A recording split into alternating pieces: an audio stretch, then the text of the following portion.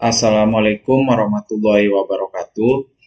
Perkenalkan, nama saya Ilham Abdi Putra dari DM4A dengan NRP 0622040017. Jadi pada hari ini saya akan mempresentasikan materi dari teknologi pengecoran, mulai dari pengenalan pengecoran logam, dilanjutkan dengan langkah-langkah umum dalam pengecoran logam, lalu dilanjutkan dengan hubungan hukum kontinuitas dengan pengecoran logam, lalu terakhir dilanjutkan dengan materi tentang pembentukan cetakan dan pattern allowance. Oke, saya mulai saja.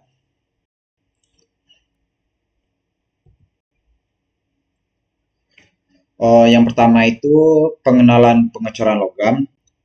Apa itu pengecoran logam?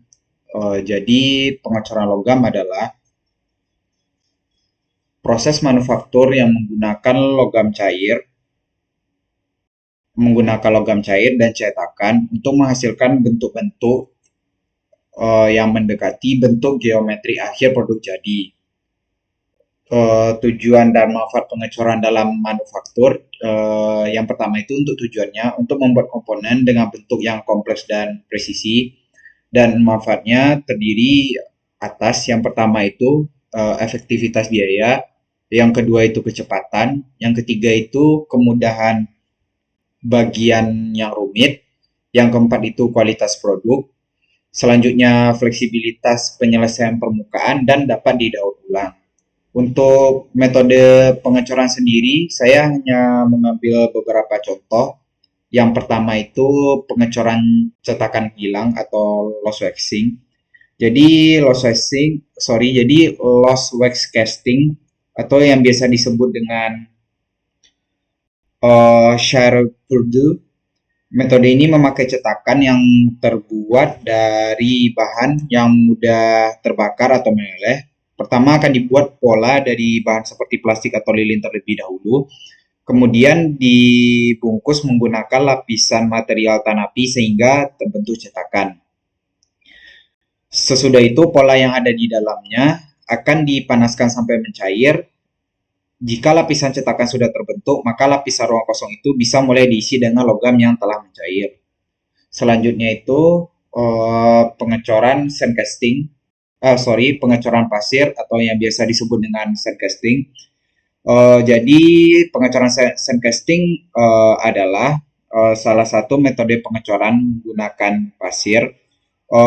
Cukup banyak dipakai karena biaya produksinya juga cukup rendah. Untuk pembuatan dari sandcasting itu sendiri dengan membuat cetakan dari campuran antara pasir dan bahan-bahan lain. Jika cetakan pasir telah dibuat, maka tinggal dituangkan logam cair pada cetakan tersebut. Selanjutnya pengecoran die atau disebut dengan pengecoran atau disebut dengan die casting. Metode pengecoran ini memakai cetakan logam yang cukup berkualitas, bahkan bahannya tahan terhadap suhu dan cetakan yang tinggi. Dalam prosesnya, pengecoran akan melibatkan pemanasan logam sampai meleleh, baru kemudian logam cair akan dimasukkan pada cetakan di bawah tekanan udara yang sangat tinggi. Biasanya, cetakan die ini akan digunakan pada proses produksi massal sekaligus yang butuh tingkat presisi yang sangat tinggi, sehingga hasil akhirnya akan terus konsisten. Hasil akhir dari metode ini juga halus dan prosesnya sangat cepat. Dan yang terakhir dari contoh yang saya berikan yaitu pengecoran grafik atau shell casting, yaitu hampir-hampir mirip dengan pengecoran hilang atau loss wax casting, namun bahan yang digunakan ini grafit atau bahan yang mempunyai ketahanan suhu yang tinggi. Jika sudah terbentuk dari pola grafit, maka cetakan pun dipanaskan. Setelah itu akan dituangkan logam cair ke dalam cetakan tersebut. Mungkin masih banyak contoh-contoh yang lain dari metode pengecoran logam, seperti investment casting, centrifugal casting, continuous task casting, dan juga vacuum casting. Ini beberapa gambar dari contoh yang saya berikan tadi, mulai dari lost wax casting, sand casting, die casting, dan uh, yang terakhir itu shell casting. Untuk langkah-langkah umum dalam pengecoran logam, yang pertama itu persiapan pola atau pattern making. Pola dibuat sesuai bentuk akhir produk dengan mempertimbangkan penyusutan logam saat pendinginan atau yang biasa disebut dengan shrinkage allowance. Materi pola bisa berupa kayu, plastik, atau logam tergantung pada kebutuhan produksi. Pola bisa dibuat dalam bentuk pola tunggal, pola belah, atau pola berulang untuk efisiensi produk. Yang kedua itu pembuatan cetakan atau molding proses. Cetakan dibuat dengan menekan pola ke dalam material cetak seperti pasir cetak, cetakan permanen, atau cetakan keramik. Saluran masuk dan saluran udara dibuat untuk memastikan aliran logam cair lancar dan menghindari cacat pengecoran. Jika menggunakan cetakan pasir, cetakan harus dikeringkan sebelum digunakan untuk mencegah uap air yang dapat menyebabkan cacat porositas. Dan yang ketiga, peleburan logam atau melting process. Logam dilebur dalam tungku seperti tungku induksi, tungku kopula, atau tungku listrik hingga mencapai suhu yang sesuai. Proses peleburan dilakukan dengan mempertimbangkan komposisi kimia logam agar memenuhi standar kualitas. Setelah logam cair terbentuk, dilakukan proses pemurnian untuk menghilangkan gas atau kotoran yang dapat menyebabkan cacat. Yang keempat, penuangan logam cair ke dalam cetakan atau pouring proses. Logam cair dituang ke dalam cetakan melalui saluran masuk atau gating system. Kecepatan dan cara penuangan harus dikontrol untuk mencegah pembentukan gelembung udara atau turbulensi yang dapat menyebabkan cacat. Beberapa teknik penuangan seperti penuangan gravitasi, penuangan tekanan rendah, atau penuangan vakum digunakan sesuai dengan kebutuhan produksi.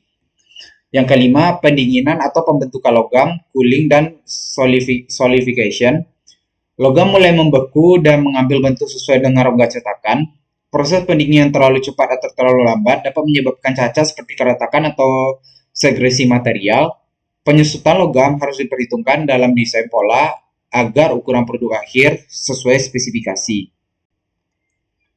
Yang terakhir, pelepasan produk dari cetakan dan finishing, shake out atau finishing proses. Setelah logam benar-benar mengeras, cetakan dihancurkan atau dibuka untuk mengeluarkan produk cor.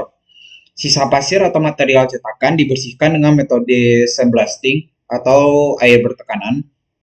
Proses finishing mencakup pemotongan saluran masuk, penghalusan permukaan, permesinan tambahan, serta inspeksi kualitas sebelum produk digunakan.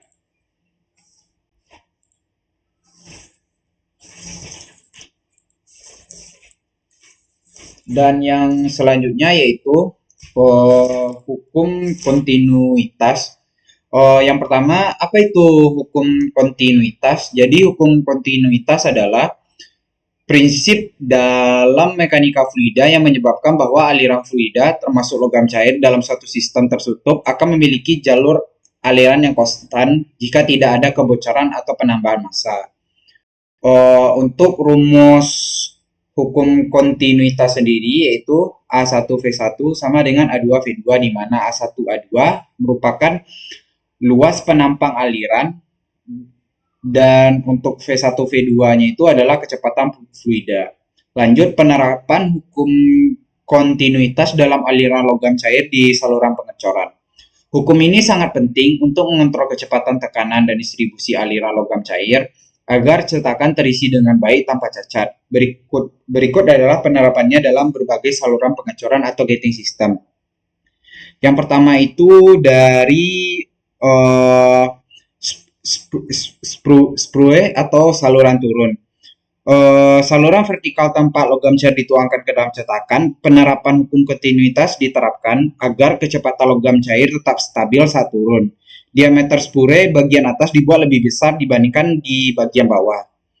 Hal ini mengikuti hukum kontinuitas di mana luas penampang lebih kecil di bagian bawah, menyebabkan peningkatan kecepatan aliran, membantu mencegah terbentuknya udara terperangkap atau air entrapment. Yang kedua itu runner atau saluran horizontal. Penerapan hukum kontinuitas di dalam runner bertujuan untuk luas penampar runner harus dirancang agar logam mengalir dengan kecepatan yang cukup, tetapi tidak terlalu tinggi agar tidak menyebabkan turbulensi. Jika runner terlalu sempit, kecepatan logam meningkat drastis yang bisa menyebabkan erosi pasir pada cetakan atau pada pengecoran pasir. Yang ketiga yaitu gate, saluran masuk ke rongga cetakan.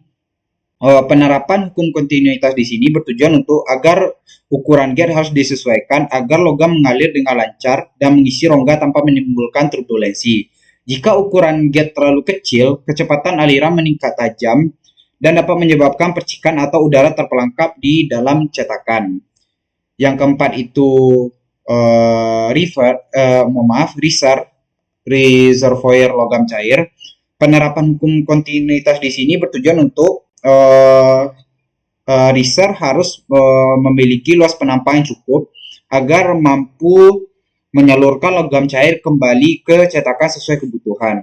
Jika terlalu kecil, logam cair tidak dapat mengalir dengan baik dan akan menyebabkan porositas dan shrinkage defect atau cacat akibat penyusutan. Dan yang ketiga yaitu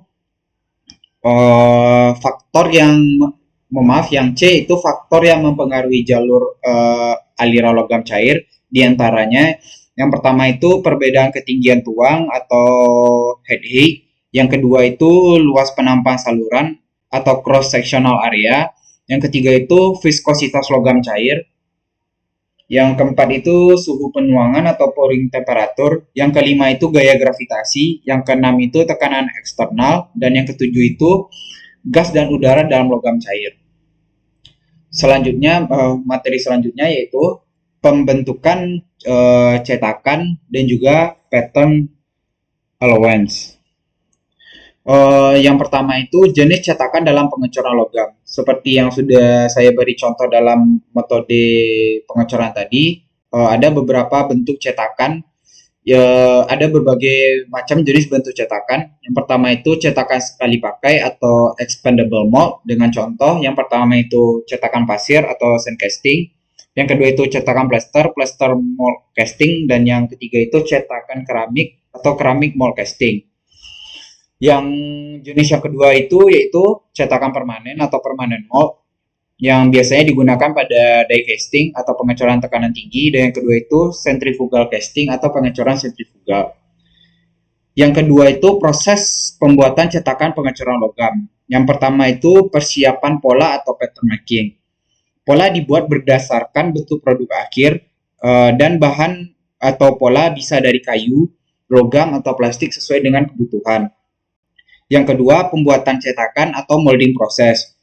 Material cetakan bisa dipakai dari pasir, logam, keramik dibentuk sesuai dengan pola yang dibutuhkan.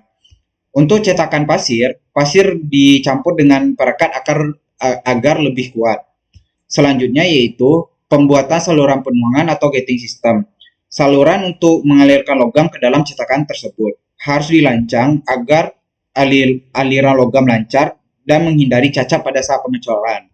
Dan yang keempat itu pengerasan cetakan atau mold hardening. Jika menggunakan cetakan pasir, cetakan dikeringkan agar lebih kuat. Selanjutnya, untuk cetakan logam dilakukan pendinginan dan pelapisan permukaan. Dan yang terakhir, pelepasan pola dan penyempurnaan cetakan. Pola diangkat dan dari cetakan tanpa merusak bentuknya. Cetakan diperiksa dan diperbaiki jika ada cacat. Adapun faktor-faktor yang mempengaruhi kualitas cetakan. Yang pertama itu jenis material cetakan. Material harus mampu menahan suhu logam cair tanpa mengalami deformasi atau retak. Yang kedua, desain cetakan harus memperhitungkan penyusutan logam saluran penuangan dan ventilasi udara agar hasilnya baik. Yang ketiga, sifat termal cetakan. Cetakan yang menyerap panas terlalu cepat bisa menyebabkan pembekuan logam sebelum seluruh cetakan terisi. Dan yang keempat, kebersihan cetakan. Kontaminasi dalam cetakan bisa menyebabkan cacat seperti inklusi atau porositas dalam produk akhir.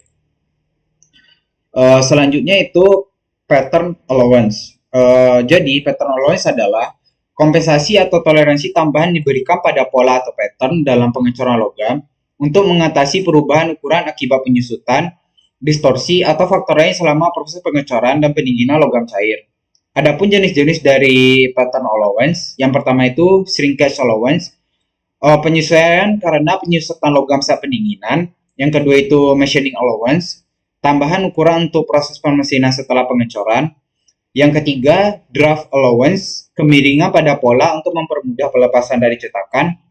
Yang keempat itu distortion allowance, penyesuaian untuk mengatasi deformasi selama pendinginan. Dan yang terakhir itu wrapping allowance, tambahan ukuran akibat getaran saat pelepasan pola dari cetakan. Pada materi yang akan saya jelaskan hari ini, saya hanya akan berfokus pada shrinkage allowance. Jadi, shrinkage allowance adalah toleransi tambahan yang diberikan pada logam dalam proses pengecoran logam untuk mengimbangi penyusutan atau shrinkage yang terjadi pada saat logam cair mendingin atau mengeras.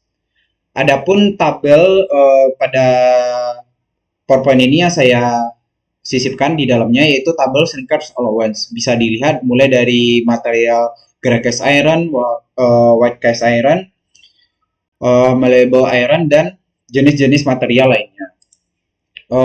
Pada PowerPoint saya juga saya masukkan juga contoh soal atau tugas yang diberikan kepada saya. Contoh penerapan shrinkage allowance pada suatu pattern atau pola. Dijelaskan pada contoh soal ini, di atas merupakan dimensi benda cor yang akan dibuat dengan menggunakan material besi tuang kelabu. Hitung dan gambar dimensi pola untuk proses pengecoran benda tersebut dengan mempertimbangkan shrinkage allowance jika pola dibuat dari bahan yang pertama itu kayu dan yang terakhir itu dan yang satunya itu yaitu tembaga.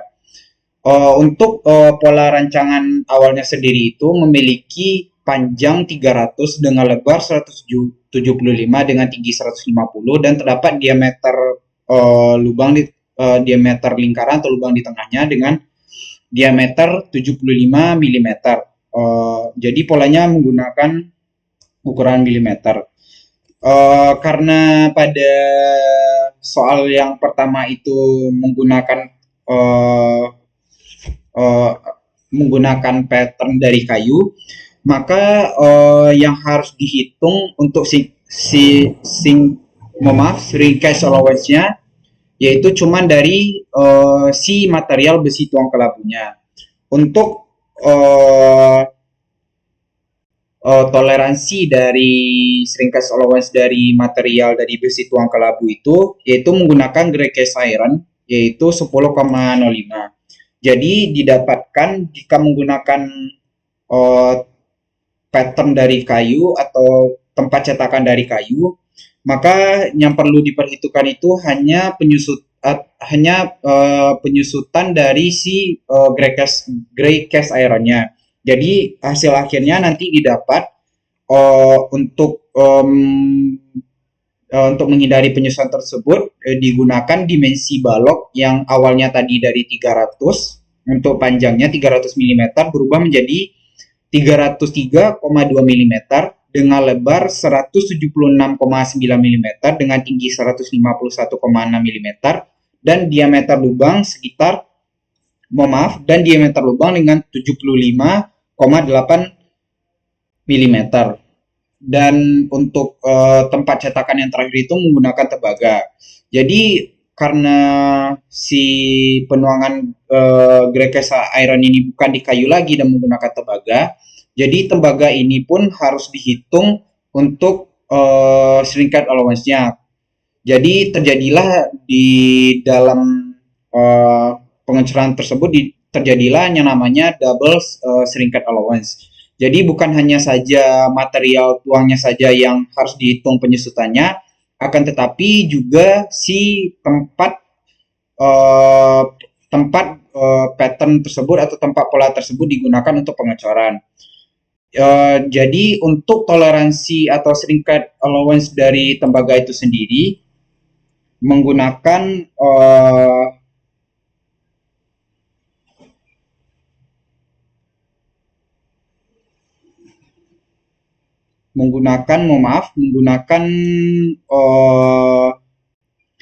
chopper yaitu 16 milimeter. Jadi selain menghitung shrinkage allowance dari gray cast ironnya, tetapi juga menghitung shrinkage allowance juga dari si polanya atau tempat penuangan logam cer tersebut. Jadi yang awalnya tadi saya sebutkan dari diameter awal itu yang memakai 303,2 mm dengan panjangnya, lebarnya 176,9 dan dilanjut dengan tingginya 151,6 dan diameter lubangnya yang 75,8 diameter. Ditambah dengan allowance dari penggunaan tembaga tadi, maka pola akhir yang dibutuhkan untuk si tempat pengecoran logam tersebut menggunakan dengan pola dengan dimensi yang mempunyai dimensi dengan panjang 308 mm dengan tinggi 154 mm dengan lebar 179,7 mm dan diameter lubangnya itu 77 mm. Jadi dari contoh soal tersebut dapat disimpulkan bahwasannya kayu hanya menghitung shrinkage allowance dari gray cast iron, sedangkan dari penggunaan tembaga tersebut terjadi yang namanya double shrinkage allowance. Jadi harus dihitung juga penyusutan dari juga harus dihitung dari toleransi penyusutan dari tembaganya itu sendiri. Oke, mungkin itu sekian dari saya. Jikalau ada penyampaian kurang jelas, terbata-bata, atau mungkin informasi yang saya sampaikan kurang jelas, mohon dimaafkan.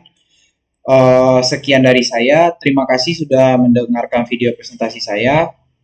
Saya Ilham, terima kasih. Assalamualaikum warahmatullahi wabarakatuh.